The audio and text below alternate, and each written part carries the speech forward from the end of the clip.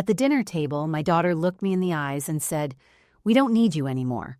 I put my fork down, smiled calmly, and handed her a note that made her hands shake uncontrollably.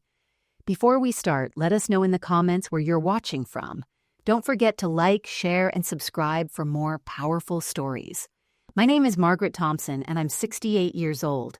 If you saw me on the street, you'd probably think I was just another grandmother, the kind who bakes cookies and knits scarves for her grandchildren. And you'd be right. But what you wouldn't see is the 40 years of sacrifice, the sleepless nights, and the dreams I buried so my children could chase theirs. I wasn't born into wealth or privilege. I grew up in a small town where we counted pennies and wore hand-me-downs until they fell apart.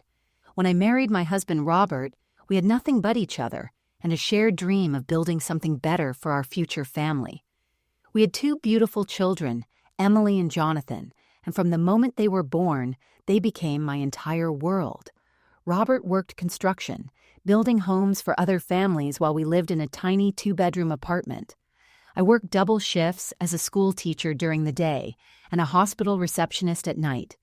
I remember coming home at 2 a.m, my feet aching, my eyes burning from exhaustion, and still finding the energy to pack lunches and iron school uniforms for the next day. I never complained. That's what mothers do. We sacrifice without keeping score. When Emily was accepted into college, we didn't have the money for tuition, so I sold my mother's wedding ring, the only valuable thing I owned, the one piece of jewelry that connected me to my past. I handed Emily that check with tears in my eyes and told her to make me proud. And she did. She graduated with honors, got a good job, married a man named David who seemed kind and ambitious.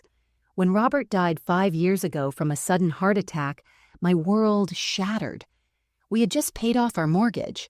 The house we built together, the home where I raised my children and celebrated every birthday and holiday, suddenly felt empty and haunted by memories. Emily suggested I sell it and move in with her and David. She said they had plenty of room, that the grandchildren would love having me around, that I wouldn't have to be alone anymore. I sold that house and gave them $300,000 from the sale to help with their mortgage and David's new business venture. I didn't ask for rent. I didn't ask for anything except to be part of the family. I cooked their meals, cleaned their home, watched their children, and planted a garden in their backyard. I became the grandmother I always wanted to be, present and needed. Everyone in the neighborhood knew me as the sweet lady who walked the kids to school and brought fresh vegetables to the neighbors. Emily's friends constantly told her how lucky she was to have such a devoted mother. David's parents praised me for being so helpful and undemanding. I thought I had found my purpose in this new chapter of my life. I thought I was loved. I thought I was valued. I thought family meant forever. But I was wrong. And the night my daughter looked me in the eyes and told me they didn't need me anymore, I realized that kindness in the wrong hands looks a lot like weakness. That was the night everything changed. That was the night I stopped being a victim and started planning my revenge. Every morning, my alarm clock rang at exactly 6 o'clock. I never hit the snooze button. There was no time for that. By 6:15, I was already in the kitchen, the coffee pot brewing, the smell of fresh grounds filling the air.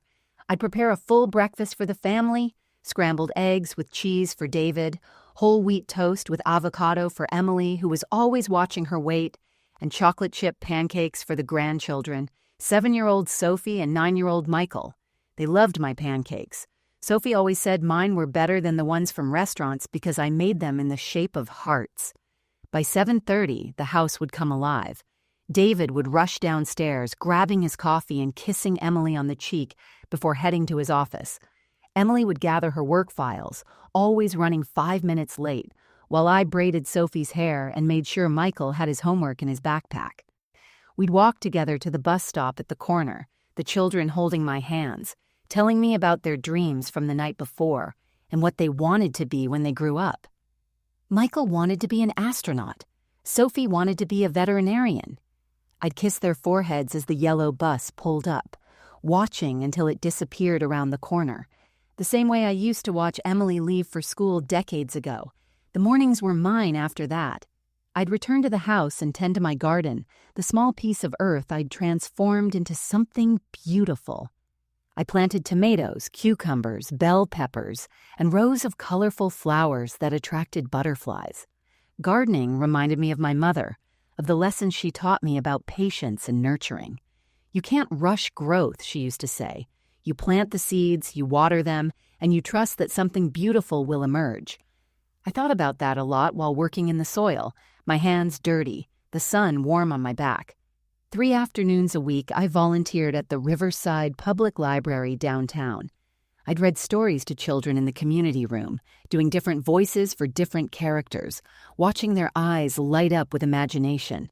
The librarians called me their secret weapon because the kids loved story time with Miss Margaret. It made me feel useful, like I still had something valuable to offer the world beyond cooking and cleaning. Evenings were sacred. That's when we'd all gather around the dinner table, the one ritual Emily insisted on, keeping despite their busy schedules. I'd prepare home-cooked meals, nothing fancy, just the comfort food I'd been making for decades. Pot roast on Mondays, chicken parmesan on Wednesdays, taco night on Fridays. We'd sit together, passing dishes, sharing stories about our days. Emily would tell us about difficult clients at her marketing firm. David would joke about his business meetings. The children would compete for attention, talking over each other about school projects and playground drama. After dinner, I'd help the kids with homework while Emily and David relaxed in the living room. Then came bath time, story time, and tucking them into bed. Sophie always asked for one more story, one more glass of water, one more hug. I never said no. These moments felt precious, like the universe was giving me a second chance at motherhood, allowing me to enjoy the parts I'd been too tired and stressed to fully appreciate the first time around. On weekends, we'd sometimes drive to the park or visit the farmer's market. Emily would link her arm through mine and say things like, "Mom, I don't know what we'd do without you," or, "You make everything so much easier." David would nod in agreement, smiling that charming smile of his. The grandchildren would beg me to push them on the swings or buy them ice cream. I felt needed. I felt loved. I felt like I belonged somewhere again after years of loneliness following Robert's death. This house, this routine, this family, it became my entire world. I had no idea that while I was building a life here, they were quietly planning to tear it all away. It started on a Tuesday morning in late February, one of those cold, gray days where the sky looked like it might snow but never did. I was carrying a basket of laundry down the hallway when I passed the study, the room David used as his home office. The door was closed, which was unusual for a weekday morning. David had already left for work an hour earlier, or at least I thought he had. But I could hear voices inside, low and serious. Emily and David were both in there talking in hushed tones. I paused, not meaning to eavesdrop, but something about the secrecy made my stomach tighten. I couldn't make out the words, just the urgency in their voices. Emily sounded upset, her voice cracking like she might cry. David's tone was firm, almost aggressive, like he was trying to convince her of something. I stood there for a moment, the laundry basket pressed against my hip, debating whether to knock and ask if everything was all right. Before I could decide, the door suddenly opened. Emily stepped out, her eyes red and puffy like she'd been crying.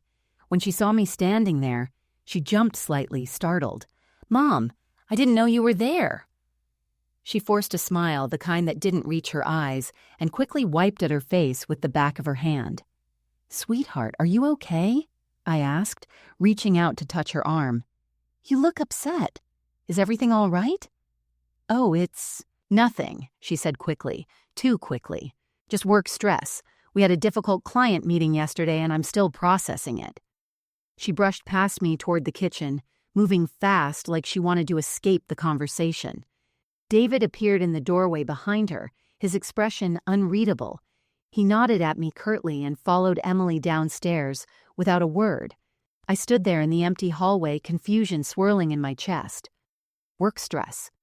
Emily worked from home most days, and she rarely got this emotional about clients. And why would David be involved in a conversation about her work? Something felt off, but I couldn't put my finger on exactly what. 3 days later, I was wiping down the kitchen counters after breakfast when I noticed a glossy brochure lying near the coffee maker. I picked it up, curious. The front showed a beautiful building with manicured lawns and smiling elderly people sitting on benches. Golden Years Assisted Living, the headline read, where comfort meets care. My heart skipped a beat as I flipped through the pages. Room layouts, activity schedules, pricing information. Why would this be in our kitchen? I heard footsteps behind me and turned to see Emily entering the room, her hair still wet from the shower. When she saw what I was holding, her eyes widened and she practically lunged across the kitchen to snatch it from my hands. "Where did you get that?" she asked, her voice sharp. "It was just sitting here on the counter," I said, confused by her reaction. "I was cleaning and—" "It's nothing, Mom, just junk mail. You know how these places send out marketing materials." She crumpled the brochure and shoved it into the recycling bin, avoiding my eyes. "They send these to everyone over 65. It's annoying, honestly." But I'd seen the address label. It wasn't addressed to resident or current occupant, like junk mail usually was. It had Emily's name on it. Someone had requested that brochure. Someone had been researching assisted living facilities. "Emily, if there's something you need to tell me—" I started, but she cut me off. "Mom, seriously, it's nothing. I need to get ready for work." She left the kitchen quickly, practically running away from the conversation. That night, I couldn't sleep. I lay in bed staring at the ceiling, Emily's red eyes and the assisted living brochure playing on repeat in my mind. Around midnight, I heard footsteps downstairs. I got up quietly and crept to the top of the staircase. David was in the garage. I could hear his voice through the door talking on the phone. "No, we just need a few more months," he was saying. "Then we can move forward with the plan. Trust me, it'll all work out." My hand gripped the banister so hard my knuckles turned white. What plan? A few more months until what? I wanted to march downstairs and demand answers, but something stopped me. Fear, maybe, or the desperate hope that I was misunderstanding everything. I went back to bed and pulled the covers up to my chin, suddenly cold despite the warm house. I told myself I was being paranoid, that there were innocent explanations for everything. But deep down, in that place where mother's intuition lives, I knew something was terribly wrong. The next morning, I woke up determined to push away the dark thoughts that had kept me awake most of the night. I looked at myself in the bathroom mirror and said out loud, "You're being ridiculous, Margaret. Stop imagining problems that don't exist." My reflection stared back at me with tired eyes, but I forced a smile. Today would be different. Today I would prove to myself that everything was fine. I threw myself into my routine with renewed energy, almost manic in my determination to be useful and needed. I made an even more elaborate breakfast than usual. Homemade blueberry muffins, fresh squeezed orange juice, a vegetable frittata with herbs from my garden. When Emily came downstairs, I greeted her with an extra bright smile. "Good morning, sweetheart. I made your favorite muffins. Remember how you used to eat 3 of these before school?" I said, placing a warm muffin on her plate. Emily smiled, but it seemed distracted. "Thanks, Mom. You really didn't have to go to all this trouble." "It's no trouble at all," I insisted, pouring her coffee exactly the way she liked it, with just a splash of almond milk. "I love doing this for you, for all of you." Throughout the day, I found myself overcompensating, doing more than I usually did. I deep cleaned the already clean bathrooms, scrubbing the tile grout with a toothbrush until my fingers ached. I organized the pantry, labeling everything with a label maker I found in the utility closet. I ironed David's dress shirts, even though he usually sent them to the dry cleaner. I baked 2 pies, apple and cherry, even though no one had asked for dessert. When I picked up the kids from the bus stop, I suggested we stop at the park even though it was cold outside. I pushed Sophie on the swings until my arms burned, and I played catch with Michael until he got bored and wanted to go home. I was trying so hard to be indispensable, to make them see how much they needed me. Every time a doubt crept into my mind, I batted it away with logical explanations. The closed-door meeting? Probably about their finances or some private marital issue. Emily's red eyes? She'd said it was work stress, and Emily had always been sensitive about her job. The assisted living brochure? Just junk mail, like she said. Millions of people over 65 probably received the same one. David's late-night phone call? He was a businessman. Businessmen made calls at odd hours. That was normal. I started watching Emily and David more carefully, but through a lens of determined optimism. When Emily hugged me goodnight, I told myself, see? She loves you. A daughter planning something terrible wouldn't hug her mother like that. When David complimented my pot roast at dinner, I thought, he appreciates you. You're imagining things. When Sophie crawled into my lap during a movie and fell asleep against my chest, I felt a wave of relief. They need you. This is your family. Everything is fine. But late at night, when the house was quiet and I was alone with my thoughts, the doubts returned like unwelcome guests. I'd lie in bed, my mind racing, replaying conversations and searching for hidden meanings. Then I'd scold myself for being paranoid. You're being a foolish old woman. I'd whisper into the darkness. You've been alone too long, and now you're seeing shadows where there's only light. I began avoiding certain areas of the house where I might overhear private conversations. If Emily and David were talking behind closed doors, I'd turn up the television or go work in the garden. I didn't want to hear anything that might confirm my suspicions, because then I'd have to face them. Ignorance felt safer than knowledge. I also started making excuses for them in conversations with others. When my neighbor Mrs. Patterson mentioned that Emily seemed stressed lately, I quickly jumped to her defense. Oh, she's just working so hard. She's such a dedicated professional, you know, and taking care of me and the children. She does so much. When David's mother called and asked if everything was all right, because David seemed distant during their last phone call, I assured her everything was wonderful. We're all just fine, perfectly happy. David's business is going so well and the kids are thriving. I convinced myself that being needed meant being loved. As long as I was useful, as long as I contributed, as long as I made their lives easier, they would want me here. I just needed to try harder, be better, do more. The doubt was my enemy, and I fought it with every casserole, every load of laundry, every bedtime story.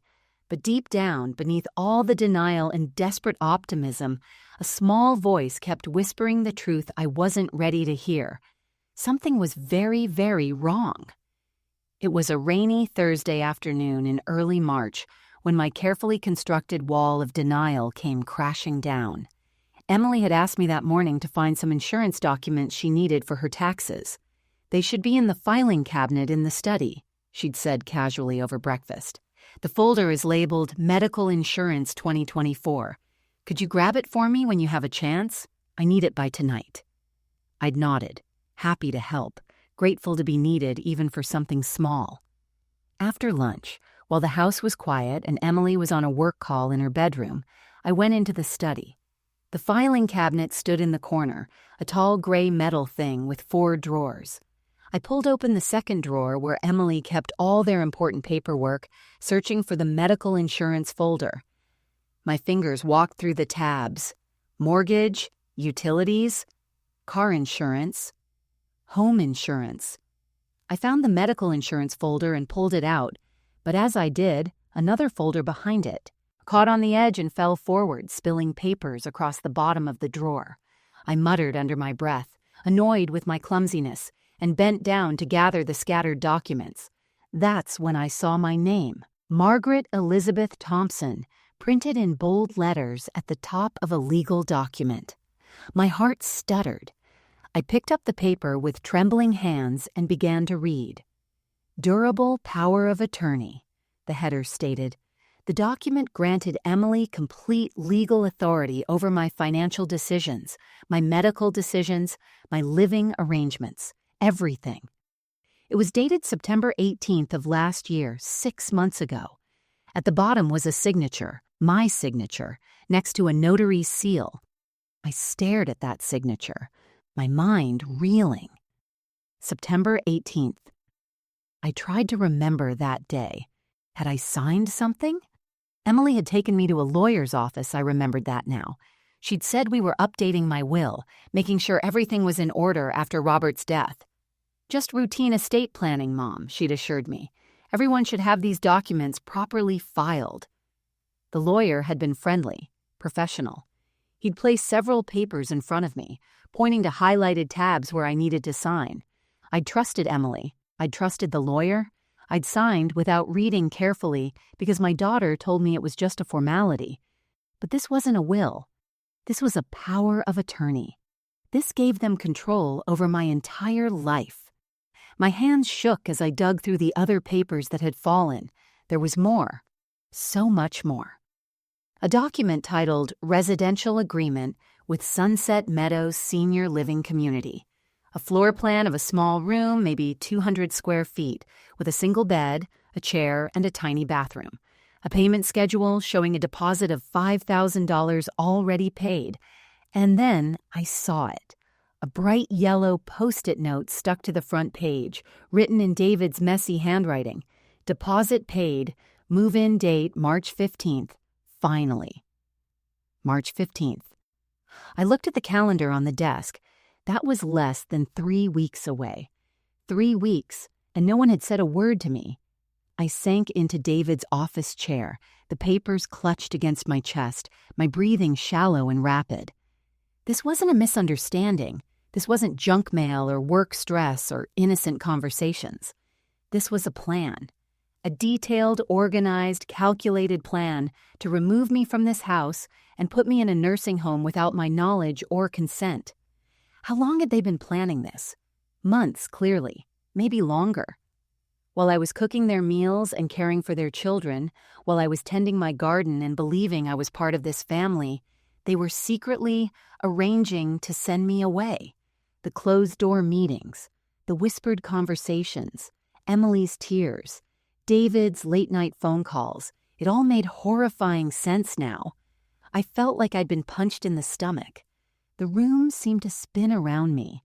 I thought about the $300,000 I'd given them, the money from selling the home Robert and I had built together. I thought about every morning I'd woken up at dawn to make their breakfast. Every evening I'd tucked their children into bed.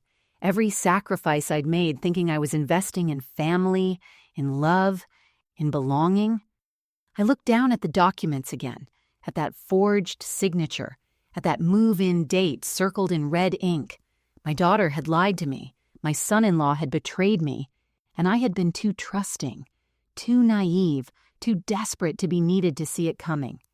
For several minutes, I just sat there in that chair, the rain pattering against the window, my whole world crumbling around me. Then slowly, I stood up. My legs felt weak, but I forced them to hold me. I carefully photographed every document with my phone, my hands steadier now, driven by something cold and sharp growing in my chest. Then I put everything back exactly as I'd found it, closed the filing cabinet drawer, and walked out of the study carrying only the medical insurance folder Emily had asked for. That night at dinner, I handed Emily the folder with a smile. "Here's what you needed, sweetheart," I said, my voice calm and sweet. She thanked me without looking up from her phone. David ate his dinner without acknowledging me at all. The children chattered about their day at school, and I sat there, smiling, nodding, pretending everything was normal while inside, everything had changed. I knew the truth now, and the truth was devastating. For 3 days, I carried the weight of my discovery in silence. I moved through the house like a ghost, smiling when expected, cooking and cleaning on autopilot, while my mind raced with questions I desperately needed answered. Every time I looked at Emily, I saw a stranger wearing my daughter's face. Every time David spoke to me, his voice sounded like nails on a chalkboard, but I said nothing. I waited, I observed, and I planned. On Sunday evening, I decided I couldn't wait any longer. We were all gathered around the dinner table, the same table where we'd shared hundreds of meals, where I'd foolishly believed we were a happy family. I'd made roasted chicken with vegetables, one of David's favorites. Everyone was eating, the children talking about a school project, Emily scrolling through her phone between bites. It was a scene of perfect domestic normalcy, but my heart was pounding so hard I could hear it in my ears. I set down my fork carefully, the sound of metal on china somehow loud in the moment. The simple action caught everyone's attention. I looked directly at Emily, my hands folded in my lap to keep them from shaking. "When were you planning to tell me about Sunset Meadows?" I asked, my voice quiet but steady. The reaction was immediate and telling. Emily's face drained of all color, going from healthy pink to ghostly white in seconds. David's fork stopped halfway to his mouth, suspended in air. Even the children sensed something was wrong and stopped talking, looking between, the adults with confused expressions. "Mom, Emily started, but her voice cracked. She set down her phone with trembling fingers. "How long have you been planning this?" I continued, my eyes never leaving my daughter's face. "How did you get me to sign those documents? When exactly were you going to inform me that I'd be leaving my home?" David recovered first, his businessman instincts kicking in. He set down his fork and cleared his throat, his expression shifting into something calculated and defensive. "Margaret, this isn't the appropriate time to discuss this. The children are present." "The children?" I repeated, almost laughing at the absurdity. "You're worried about the children hearing this conversation, but you weren't worried about them watching their grandmother get shipped off to a nursing home without warning?" Emily's eyes filled with tears. She reached across the table toward me, her hand outstretched. "Mom, please, let me explain. It's not what you think." "Then what is it, Emily? Explain to me how I signed a power of attorney document without knowing what it was. Explain to me why there's a move-in date for March 15th circled on your calendar, and today is March 10th, and this is the first conversation we're having about it." David interjected, his tone becoming harder. "You signed those documents at the lawyer's office last September. We told you we were updating your estate planning. You signed them willingly, Margaret. No one forced you." The casual cruelty in his voice, the way he said my name like I was a problem to be managed rather than a person who'd given them everything, something inside me snapped. "You lied to me," I said, my voice rising despite my efforts to stay calm. "You told me those were will documents. You deliberately deceived me into signing over control of my life." "We didn't deceive you," David argued, his jaw clenching. "We simply facilitated what needed to happen. You're getting older, Margaret.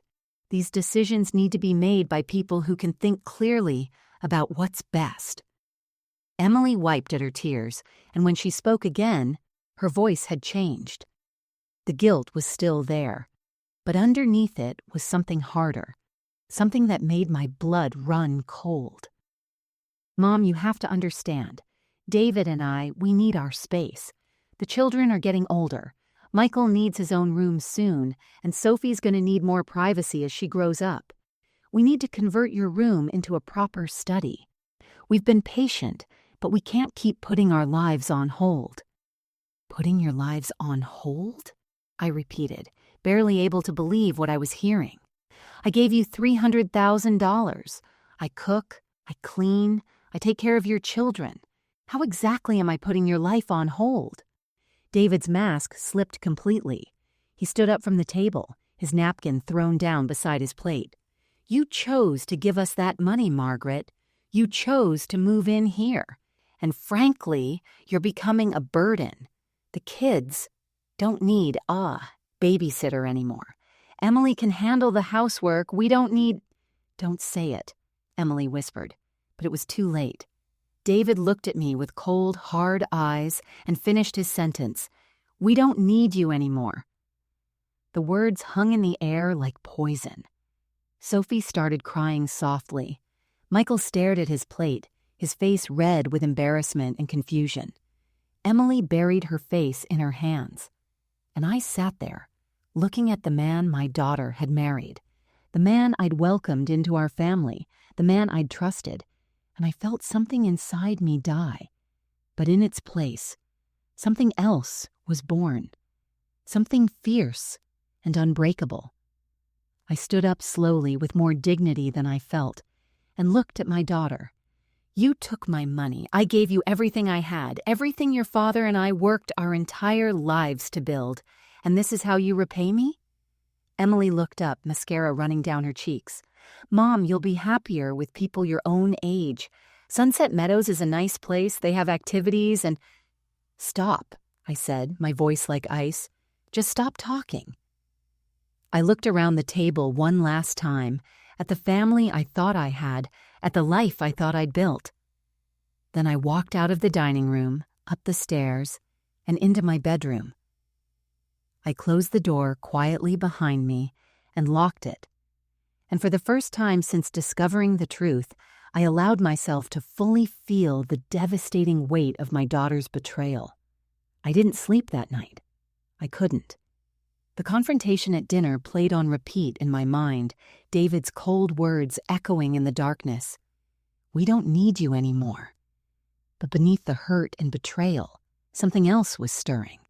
Questions, suspicions, a growing certainty that what I'd discovered was only the tip of the iceberg. At 2 a.m, I got out of bed and sat at the small desk in my room.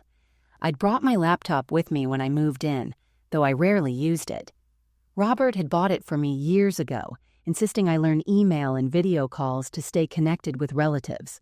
Now I opened it, the screen's glow illuminating my face in the darkroom, and I began to search. I logged into my bank account, something I hadn't done in months. I'd been so busy with the family, so consumed with being useful, that I'd neglected my own finances. The checking account showed a balance much lower than I remembered. I clicked through the transaction history, my confusion growing with each page. There were withdrawals I didn't recognize, transfers I'd never authorized, ATM visits to locations I'd never been. Then I checked my Social Security account. My monthly benefits were deposited automatically. They always had been. But when I looked at where the money was going, my stomach dropped. The deposits weren't going to my account. They were going to an account in Emily's name. For the past 8 months, my Social Security checks had been redirected without my knowledge or permission. My hands trembled as I did the math. 8 months of benefits, nearly $2,000 per month. They'd stolen over $15,000 from me, and I hadn't even noticed because I'd been so trusting, so naive, so desperate to believe I was part of a loving family. But I wasn't done searching. Something David had said during dinner kept nagging at me. You chose to give us that money. The way he'd emphasized chose, like he was defending himself against an accusation I hadn't yet made. What else had they done with my money? I crept downstairs, moving silently through the dark house. The study door was unlocked. Inside, I turned on only the small desk lamp and returned to the filing cabinet. This time, I knew exactly what I was looking for. I pulled out folders labeled business records and financial planning, spreading them across the desk. What I found made my blood run cold. The $300,000 I'd given them hadn't gone toward their mortgage like Emily had claimed. According to bank statements and investment documents, David had taken $150,000 and invested it in a business partnership with his brother, something called Chen and Thompson Construction Supply. There were angry emails from creditors, notices of default, legal threats. The business had failed spectacularly within 6 months, taking my money with it. The remaining $150,000 had been used to pay off credit card debt I didn't even know they had. Page after page showed maxed-out cards, luxury purchases, vacation expenses. Emily and David had been living far beyond their means for years, and my money had been their bailout. But there was more. Much more. I found a life insurance policy, dated just over a year ago shortly after I'd moved in. It was a policy on my life, for $500,000. The beneficiary listed wasn't Emily. It was David. My son-in-law had taken out a massive life insurance policy on me, and I'd never been told, never been asked, never even knew it existed. My mind raced with dark implications. With power of attorney, David could make medical decisions for me once I was in Sunset Meadows. He could determine my care, my medications, my quality of life. And if something happened to me, he'd collect $500,000. I kept digging, my horror growing with each new discovery. There were emails between Emily and David, dozens of them, discussing me like I was a problem to be solved rather than a person. One from David to Emily, dated 3 months ago. Once she's in the facility, we can apply for Medicaid to cover costs and liquidate any remaining assets. Plus, we can rent out her room for $800 a month easy, net positive finally. Another email from Emily to David. I feel guilty, but you're right. We can't keep supporting her. The kids need more space, and honestly, having her here is suffocating. I can't have friends over without her hovering. I can't have private conversations in my own house. David's response. Stop feeling guilty. She's old, Em. This is what happens. People go to homes. It's normal, and frankly, after everything we've done for her, she owes us. Everything they'd done for me? I'd given them $300,000. I'd raised Emily, sacrificed my entire life for her. I'd worked 2 jobs to send her to college. I'd sold my mother's wedding ring so she could graduate debt-free. And David thought I owed them? There was a spreadsheet detailing their financial plan for the next year. It showed my Social Security income listed as monthly revenue $1,947. My room listed as rental income $800 a month. The life insurance policy listed as potential asset $500K. They'd turned me into a balance sheet, a collection of numbers to be optimized and exploited. I found correspondence with Sunset Meadows showing they'd chosen the cheapest possible room, the smallest space, the most basic care package. They weren't sending me somewhere nice where I'd be comfortable. They were warehousing me in the least expensive option available, so they could keep as much of my money as possible. And then I found the most damning document of all, a property deed transfer agreement waiting to be filed. They'd prepared paperwork to take ownership of a small piece of land in my name, a half-acre plot Robert and I had bought decades ago as an investment. I'd forgotten about it, honestly, but they hadn't. They'd been planning to transfer it to themselves, using the power of attorney, selling it without my knowledge. The estimated value, $75,000. I sat back in the chair, surrounded by evidence of a conspiracy so calculated, so cold-blooded, that I could barely process it. This wasn't just about needing space or making a difficult family decision. This was systematic financial elder abuse. They'd been planning this for over a year, carefully positioning themselves to take everything I had while disposing of me like unwanted furniture. Emily wasn't just a daughter making a hard choice. She was complicit in a scheme to rob me blind. And David wasn't just an opportunistic son-in-law, he was the architect of my destruction, a man who saw his wife's elderly mother as nothing more than a source of income and a life insurance payout. I photographed everything with my phone, my hands steadier now, fueled by rage rather than sorrow. Then I carefully put every document back exactly where I'd found it, turned off the lamp, and went back upstairs. As I lay in bed, watching the dawn light creep through the curtains, I wasn't crying anymore. I was planning. They thought I was weak, helpless, easy to manipulate. They were about to learn how wrong they were. I made it through Monday morning on autopilot. I prepared breakfast with mechanical precision, my hands moving through familiar motions, while my mind remained somewhere else entirely, lost in the devastating truth I'd uncovered. Emily and David avoided eye contact with me.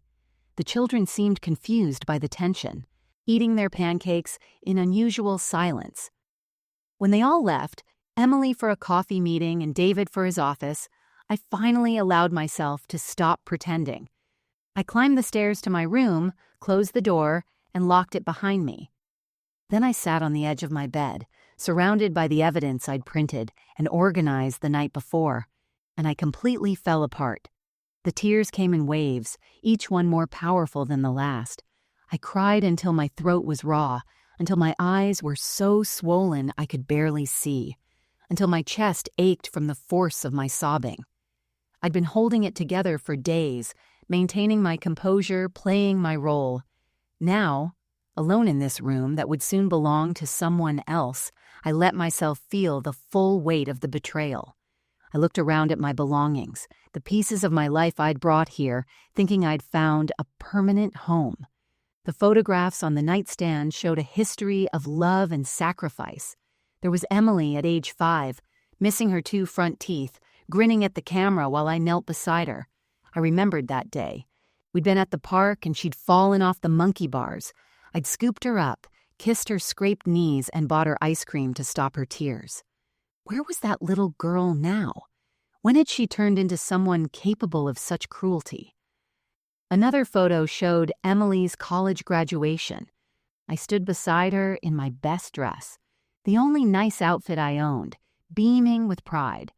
What the photo didn't show was that I'd worked a double shift the night before, that I was running on 2 hours of sleep, that my feet were bleeding in shoes I'd borrowed because I couldn't afford new ones. I'd been so proud that day. My daughter, the first in our family to graduate from college, I thought all the sacrifice had been worth it. There was Emily's wedding photo. I'd given her the wedding she dreamed of, spending money I didn't have because I wanted her day to be perfect. I'd sewn pearl beads onto her veil by hand, staying up 3 nights in a row to finish it. When she walked down the aisle, she looked at me with tears in her eyes and mouthed, "Thank you, Mom." I'd believed those tears were gratitude. Now I wondered if they'd been guilt, a preview of the betrayal she was already planning. I picked up a photo of Robert, my late husband, taken just a year before he died. He was in our backyard pruning the rose bushes he'd planted for our 20th anniversary. God, I missed him. Robert would have known what to do. He would have protected me from this. But Robert was gone, and I'd been so lonely, so desperate for family, that I'd walked straight into Emily and David's trap. The memories assaulted me, each one a fresh knife wound. I remembered the night Emily was born, how I'd held her tiny body and promised to always keep her safe, to give her everything I never had. I remembered her first day of school, how she'd clung to my leg crying, and I'd gently pried her fingers loose and promised I'd be there, waiting when she got home. I'd always been there. Always. I remembered working the night shift at the hospital, coming home at dawn to find Emily asleep on the couch, her homework scattered around her because she'd waited up hoping to see me. I remembered the guilt, the exhaustion, the constant juggling of work and motherhood. I remembered eating cereal for dinner 3 nights in a row so Emily could have proper meals.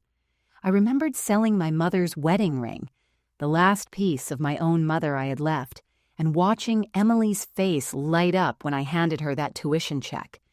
Every sacrifice, every missed meal, every double shift, every dream I deferred, it had all been for her, and this was how she repaid me, with lies, theft, and a room in the cheapest nursing home she could find. I lay back on the bed, clutching a pillow to my chest, and sobbed. I cried for the daughter I thought I had, the one who existed only in my imagination. I cried for the years I'd wasted believing I was building a family legacy when I was really just being used. I cried for my husband, for the life we'd worked so hard to build, for the home we'd created that I'd foolishly sold to give Emily money she never appreciated. Most of all, I cried for myself, for the woman who'd been so desperate to be loved, to be needed, to belong somewhere, that she'd ignored every warning sign. I'd seen the whispers, the closed doors, the suspicious documents, and I'd convinced myself it was nothing because facing the truth was too painful. I'd chosen denial because it was easier than accepting that my own daughter saw me as nothing more than a source of income and a burden to be disposed of. As the afternoon light faded and evening approached, my tears finally slowed. I was empty, wrung out, hollowed by grief. I looked at myself in the mirror above my dresser and barely recognized the woman staring back. My eyes were swollen and red. My face was pale and drawn. I looked every one of my 68 years, and then some. But as I stared at that broken reflection, something shifted. Beneath the grief and pain, something else stirred, something hard and sharp and unbreakable. Anger. Not the hot, explosive kind, but the cold, calculating kind that burned slowly and never went out. I'd cried enough. I'd grieved enough. Now it was time to fight. I stood up, washed my face with cold water, and straightened my shoulders. Emily and David thought I was weak, that I was finished, that I'd simply accept whatever they decided for me. They thought I was just a helpless old woman with no options and no power. They were about to learn they'd made a terrible mistake. I stared at my reflection in the bathroom mirror as the last traces of tears dried on my cheeks. The woman looking back at me had red, swollen eyes and deep lines of exhaustion etched around her mouth. But there was something else there, too. Something I hadn't seen in a long time. A spark. A fire that years of widowhood and loneliness had nearly extinguished, but couldn't quite kill.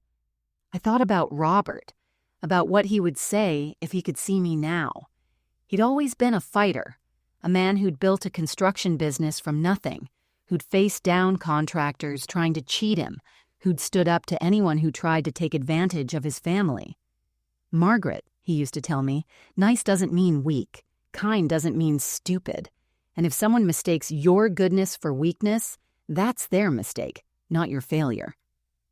I'd spent the last 5 years since his death trying to be small, trying not to be a burden, trying to earn my place in the world through service and sacrifice.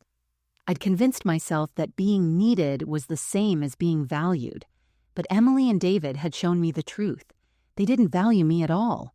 They'd seen my kindness as an opportunity, my love as a weakness to exploit, my trust as a tool to manipulate me. Well, that ended now. I walked back into my bedroom and sat down at my desk with a fresh notebook and a pen.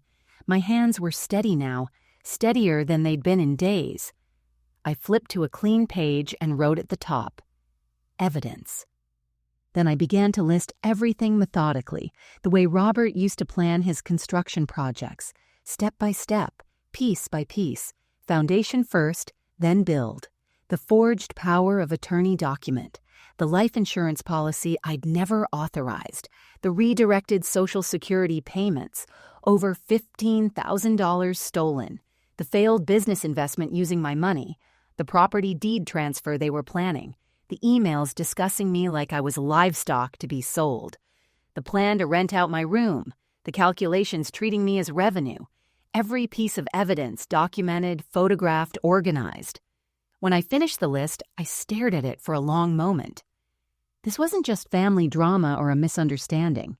This was crime, elder abuse, fraud, identity theft, financial exploitation, and I had proof of all of it. But evidence alone wasn't enough. I needed help. I needed someone I could trust, someone with the knowledge and resources to help me fight back. I thought through everyone I knew, discarding names one by one. My friends were lovely people, but they were my age, facing their own challenges. My son Jonathan lived across the country and had his own family to worry about. The neighbors were kind but couldn't help with something this serious. Then I remembered Marcus Chen, Robert's attorney. Robert had trusted Marcus with everything, their business dealings, their estate planning, their most confidential affairs. Marcus had been at Robert's funeral, had hugged me and told me if I ever needed anything at all, to call him. I'd thanked him politely and never followed up. Too proud to ask for help, too independent to admit I might need support. Pride was a luxury I could no longer afford. I found Marcus's business card in the box of Robert's belongings I'd brought with me from the old house. The card was worn and slightly bent, but the phone number was still legible. I picked up my cell phone, my finger hovering over the screen. It was nearly 6 p.m. He might have gone home for the day. But I couldn't wait. Every day I delayed was another day Emily and David controlled my life. Another day closer to March 15th when they planned to ship me off to Sunset Meadows. I dialed the number. It rang 3 times, and I almost hung up, suddenly afraid. What if he didn't remember me? What if he couldn't help? What if I was making a fool of myself? Then I heard his voice. Marcus Chen speaking. "Marcus, I said, and my voice only trembled slightly. This is Margaret Thompson, Robert's widow. I don't know if you remember me, but— Margaret, of course I remember you, he said warmly. How are you? Is everything all right? The genuine concern in his voice nearly broke me. I gripped the phone tighter and forced myself to stay strong. No, Marcus, everything is not all right. I need your help. Please. There was a pause, and when he spoke again, his tone had changed to something professional and focused. Tell me what's happened. And I did. I told him everything. The lies, the forged documents, the stolen money, the nursing home plan, the life insurance policy, all of it. I spoke for 20 minutes straight while Marcus listened without interrupting. When I finally finished, there was a long silence on the other end of the line. Margaret, he said finally, his voice tight with controlled anger. What you've just described is elder financial abuse. These are serious crimes. Your daughter and son-in-law could face criminal charges. I know, I said quietly. What do I do? First, don't do anything that alerts them to what you know. Continue acting normal. Second, I need you to bring me all the evidence you've collected. Can you meet me tomorrow morning? Say, 9 o'clock at my office? Yes, I said, relief flooding through me. Yes, I can do that. Good. Margaret, I want you to know something. Robert was one of my dearest friends. He'd be proud of you for standing up for yourself. We're going to fix this. I promise you. When I hung up, I sat in the quiet of my room and felt something I hadn't felt in weeks. Hope. Not the desperate, fragile hope of denial, but the solid, unshakable hope of someone who's decided to fight and knows they have the weapons to win. I wasn't a victim anymore. I was a woman with evidence, with allies, with a plan. Emily and David had made their move. Now it was my turn. The next morning, I woke before dawn, but this time not to make breakfast for the family. I dressed carefully in one of my better outfits, a navy blue suit I'd worn to Robert's funeral, and quietly gathered all the documents I'd photographed and printed. I placed them in a folder, along with my phone containing the digital copies. At 7:30, while Emily was still in the shower and David was getting ready for work, I slipped out of the house and drove to Marcus Chen's law office downtown. Marcus's office was in a modern building with floor-to-ceiling windows overlooking the city. When his assistant showed me into his private office, Marcus stood immediately and came around his desk to embrace me.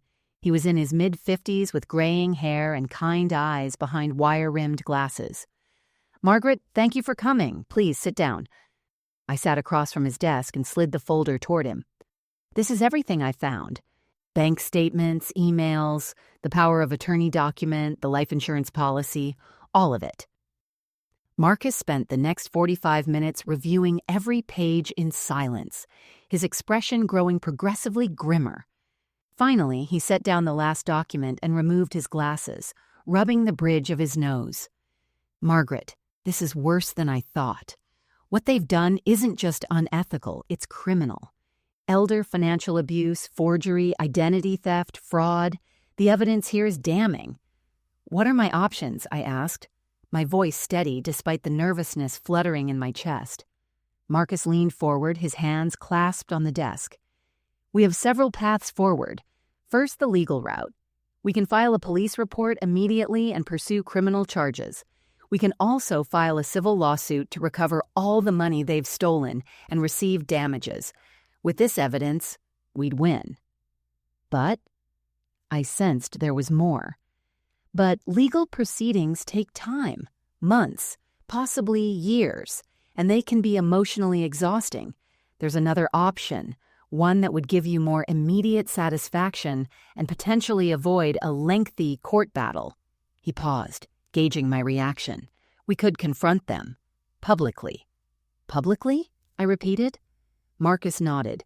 We expose them in front of people whose opinions they care about. Family, friends, colleagues, neighbors. We present the evidence. Let them see exactly who Emily and David really are.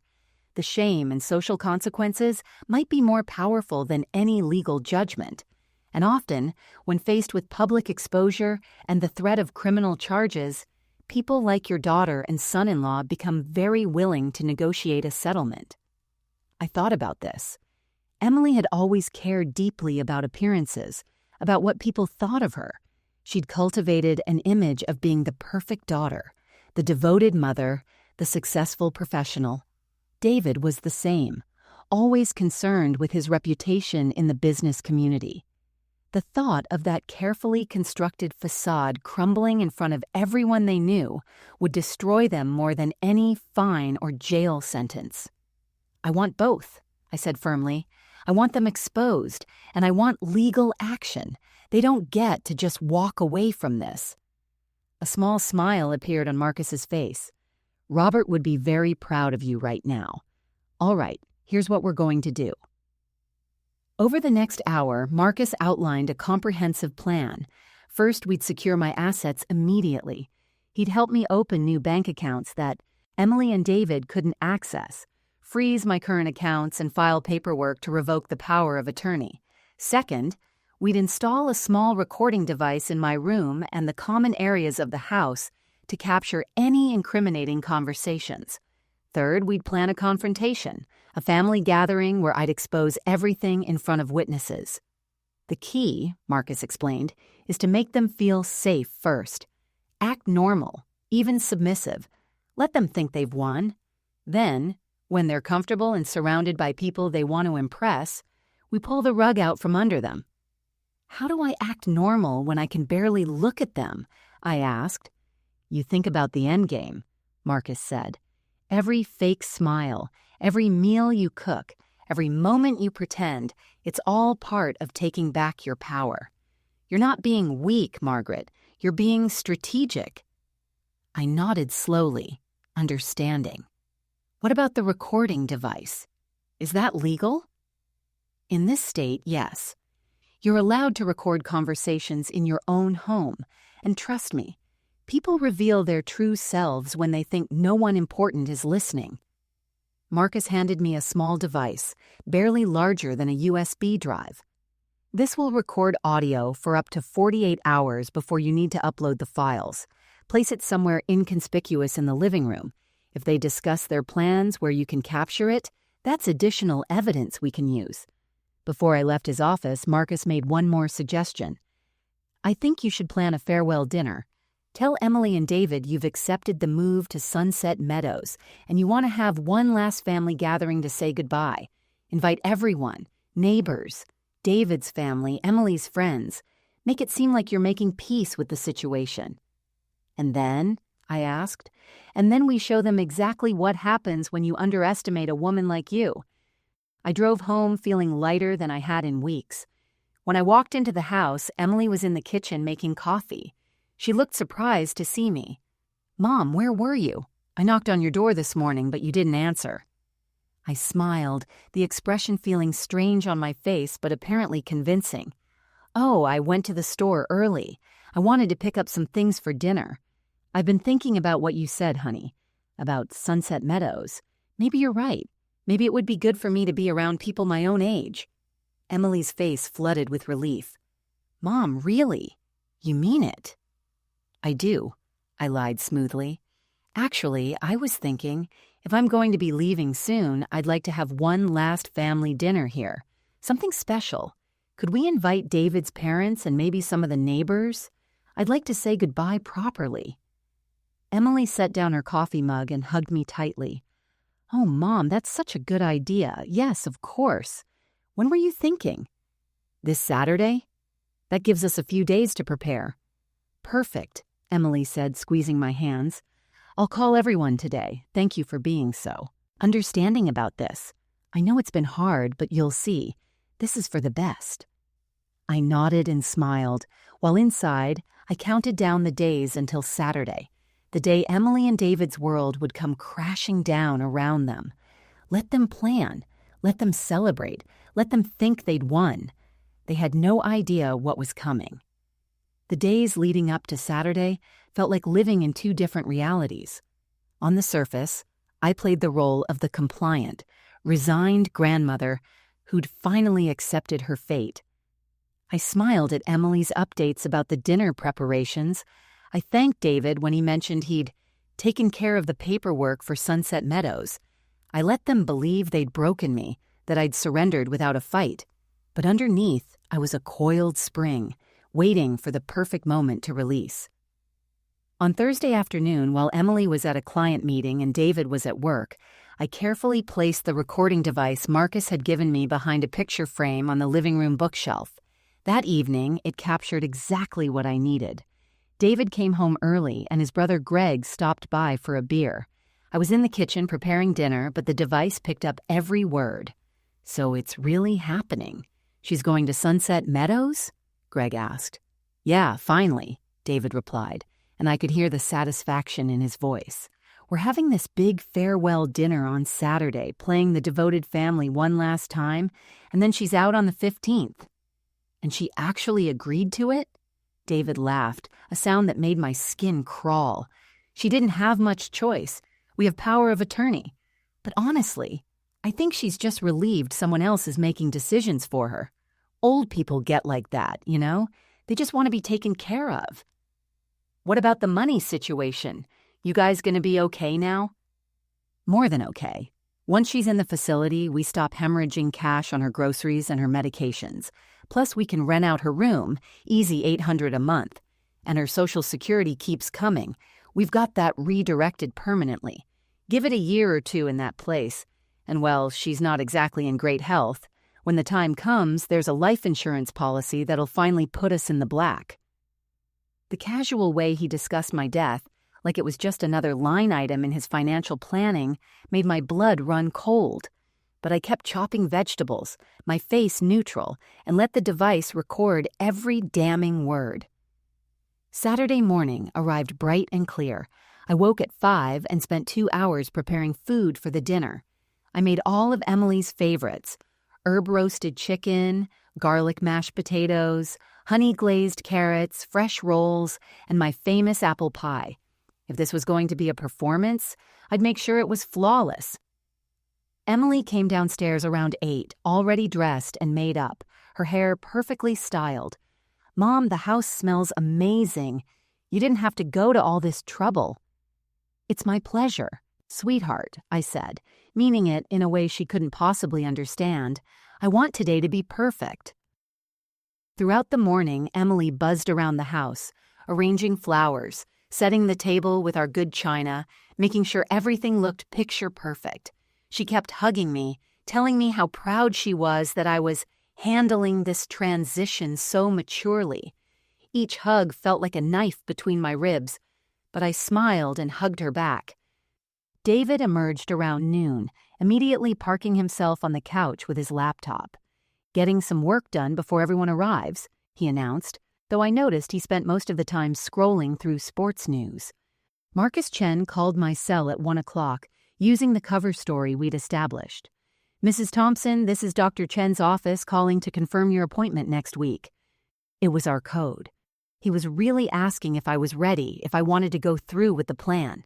"Yes, I'll be there," I replied. "Thank you for confirming." Everything was in place. The evidence was organized in a manila envelope hidden in my purse. The recording device had been retrieved, and the audio files uploaded to my phone in Marcus's email. Marcus himself was coming to the dinner, introduced as an old family friend of Robert's. No one would suspect anything. The guests began arriving at 4. David's parents came first, his mother carrying a bouquet of flowers and his father a bottle of wine. They hugged me warmly, his mother whispering, "We're going to miss you around here, Margaret. You've been such a blessing to Emily and David." If only she knew. The neighbors, Tom and Patricia Miller, arrived next, followed by Emily's best friend from college, Jessica, and her husband. Emily's boss, a sharp-eyed woman named Linda, came fashionably late with a box of expensive chocolates. More people filtered in, filling the living room with chatter and laughter. Emily glowed as she accepted compliments on her home, on the dinner spread, on what a wonderful daughter she was for taking care of her aging mother. I watched from the kitchen doorway, my heart pounding but my face serene. David stood with his father and brother, drinking beer and laughing at some joke. Emily mingled with her friends, basking in their admiration. The children ran around excitedly, happy to have a house full of people. At 5:30, Marcus arrived. He wore casual clothes, a sweater and khakis, and carried a bottle of wine. Emily greeted him warmly. "You must be Marcus. Mom said you were a friend of my father's. Thank you so much for coming." "Wouldn't miss it," Marcus said, shaking her hand and giving me a subtle nod. "Robert spoke of his family often. It's good to finally meet you properly."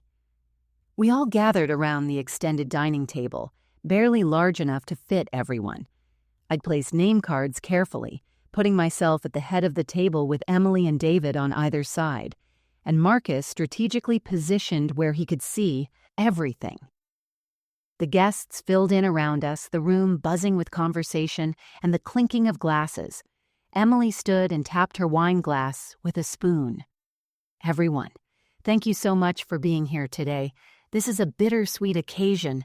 My mother is going to be moving to a wonderful senior living community, and we wanted to gather everyone she loves for one last family dinner in our home." People murmured sympathetically. David's mother dabbed at her eyes with a napkin. Emily continued, "Mom has been such an incredible presence in our lives, and we wanted to honor her today and wish her well in this next chapter." The guests applauded politely. I smiled and nodded, accepting their well wishes. Then I reached into my purse beneath the table and pulled out the manila envelope. "Thank you, Emily." "That's very kind," I said, my voice steady and clear. "But before we eat, there's something I need to share with everyone.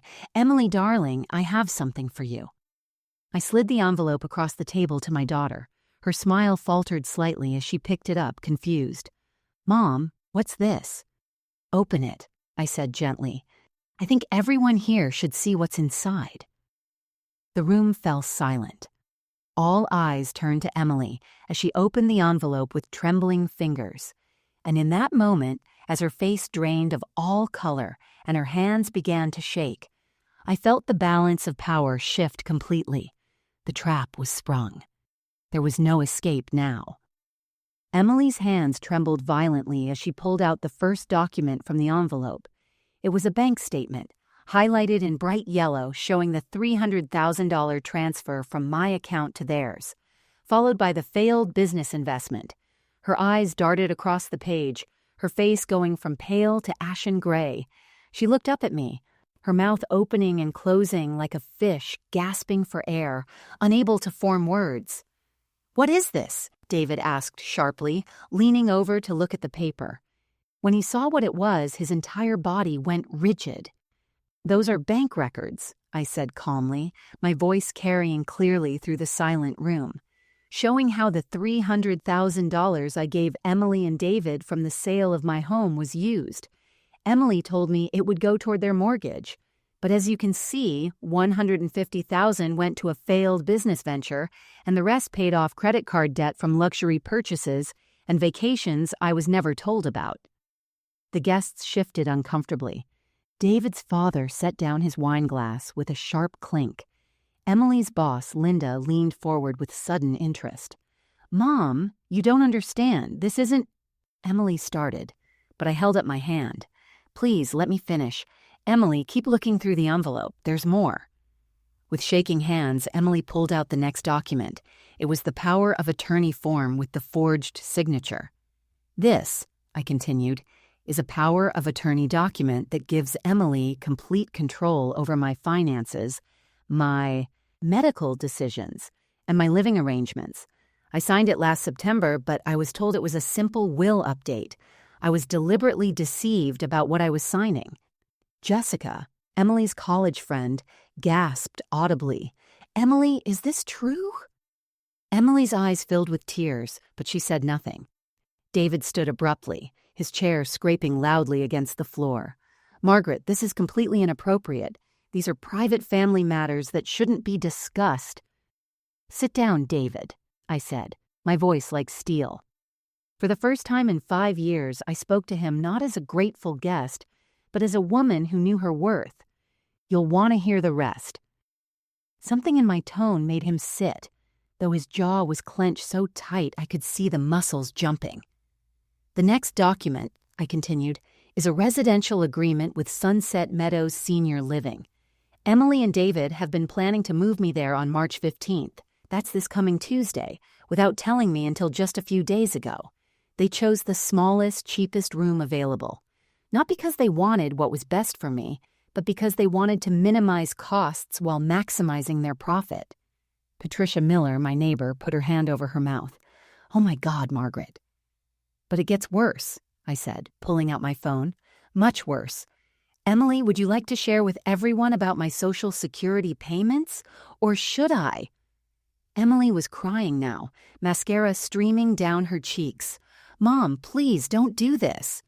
For the past 8 months, my Social Security checks have been redirected to an account in Emily's name. That's over $15,000 stolen from me without my knowledge or consent." I looked directly at David's parents. "Your son forged my signature to make that happen." David's mother let out a small cry. His father's face turned deep red with fury, but he said nothing, waiting. I stood up, commanding the attention of every person in the room.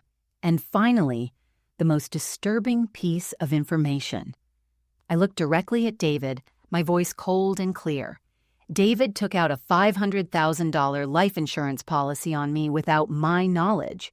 He listed himself as the sole beneficiary, not Emily, his wife, and my daughter, himself. The room erupted. Multiple people started talking at once. Jessica pushed back from the table, staring at Emily with horror and betrayal. Linda, Emily's boss, had her phone out, taking notes. Tom Miller was on his feet, his face red with anger. "You were planning to profit from her death? That's sick." David tried to recover, his voice rising over the chaos. "That's not what it looks like. That's standard estate planning. You're all misunderstanding." "Am I?" I interrupted. I pressed play on my phone, which I'd connected to the Bluetooth speaker on the sideboard. David's voice filled the room, crystal clear from the recording I'd made just 2 days ago.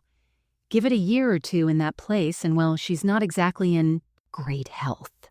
When the time comes, there's a life insurance policy that'll finally put us in the black. The silence that followed was deafening.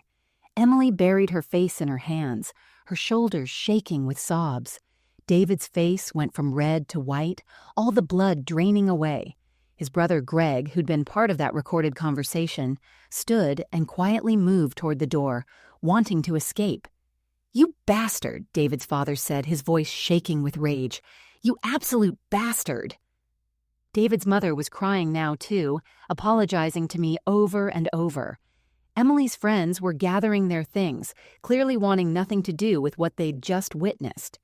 Linda, Emily's boss, stood and looked at Emily with disgust.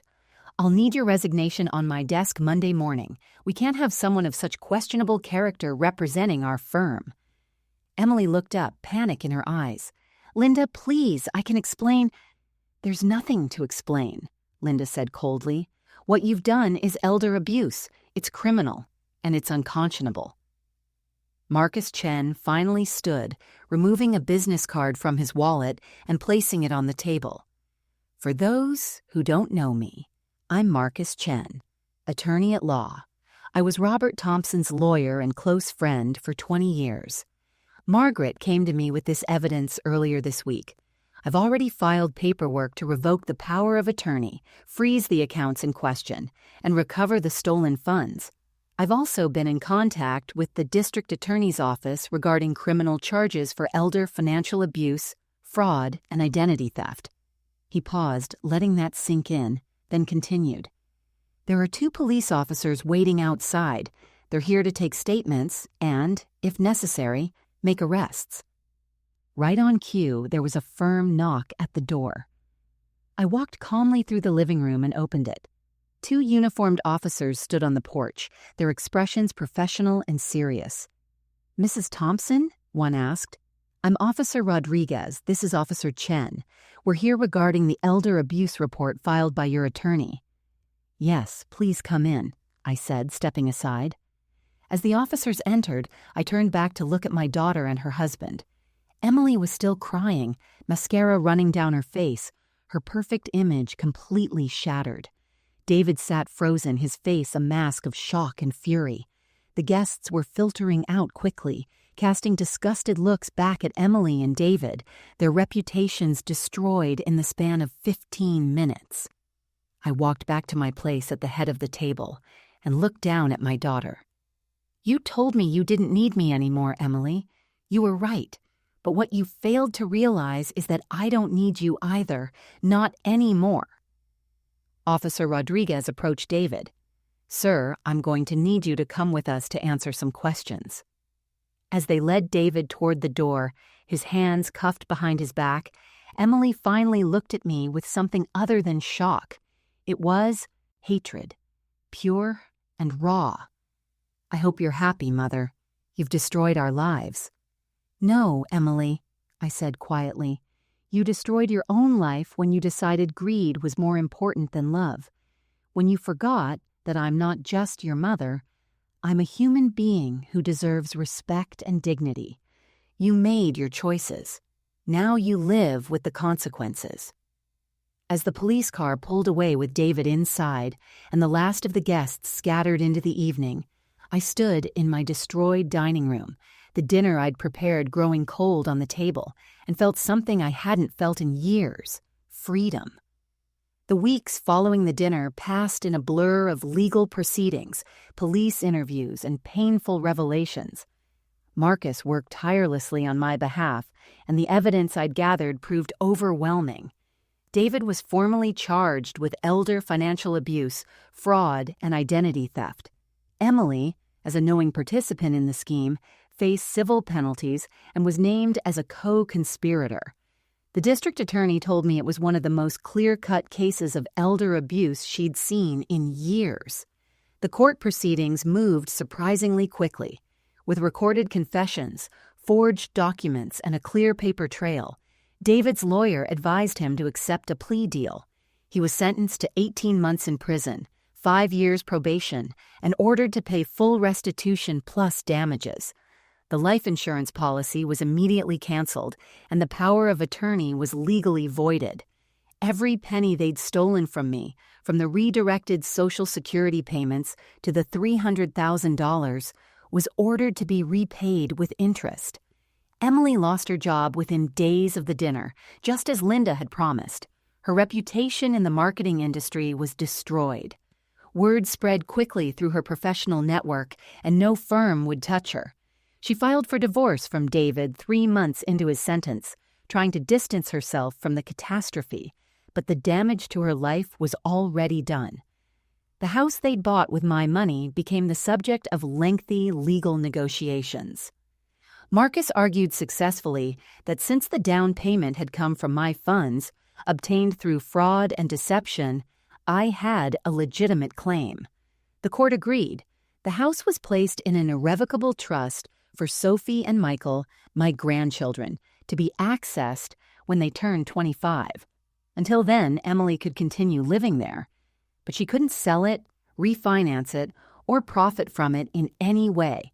It was a form of justice I found particularly satisfying. She could stay in the house my money had bought, but she'd never truly own it. As for me, I moved out exactly 1 week after the dinner. Not to Sunset Meadows, but to a beautiful 2-bedroom apartment in a vibrant downtown neighborhood. It had hardwood floors, large windows that let in streams of sunlight, and a small balcony where I started a container garden. For the first time in decades, I decorated according to my own taste. I hung artwork I loved, bought furniture that made me happy, and created a space that was entirely mine. The apartment felt like breathing after being underwater for too long. I woke up each morning without the weight of unspoken resentment or the pressure to prove my worth through constant service. I made coffee for myself, ate breakfast when I wanted, and spent my days however I chose. I reconnected with old friends I'd lost touch with over the years. We met for lunch, went to movies, took day trips to wineries and museums.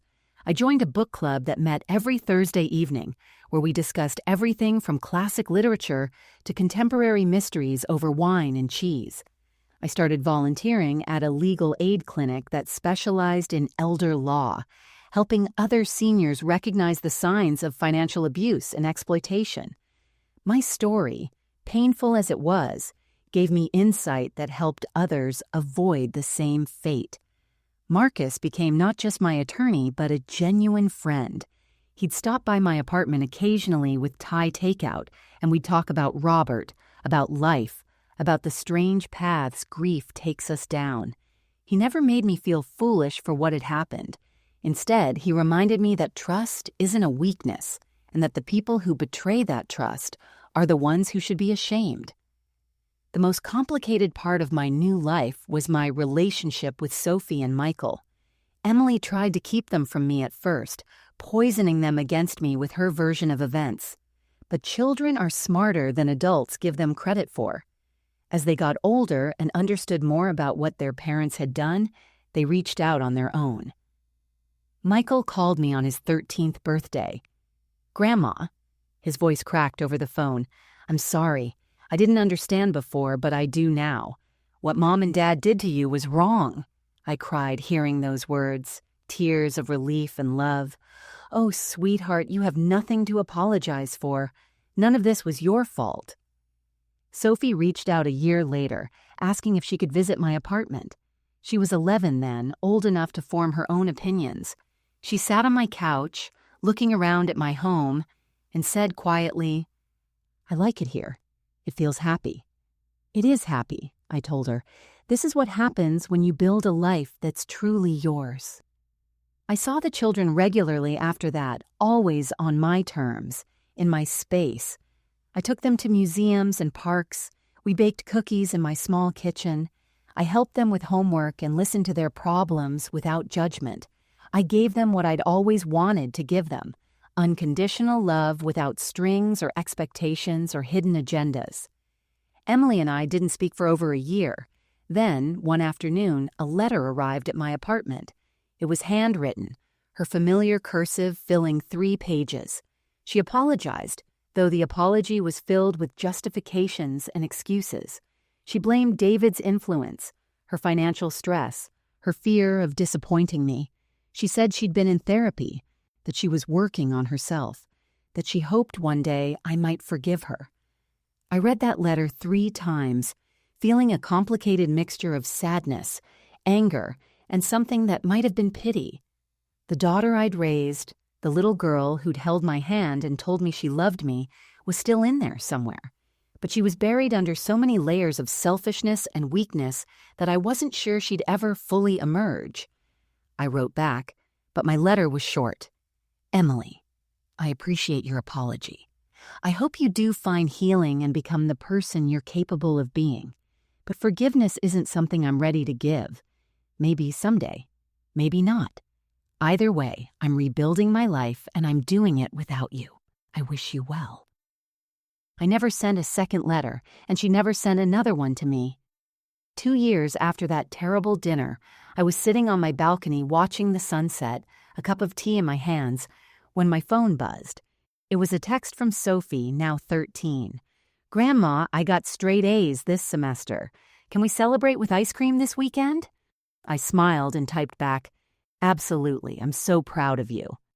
As I set the phone down and looked out at the city lights beginning to twinkle in the dusk, I realized something profound. I'd spent so much of my life being needed, measuring my worth by what I could give others.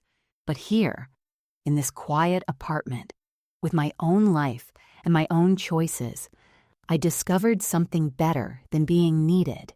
I discovered being free. As I sit here today, 3 years after that fateful dinner, I look back on everything that happened with a clarity I didn't have when I was living through it.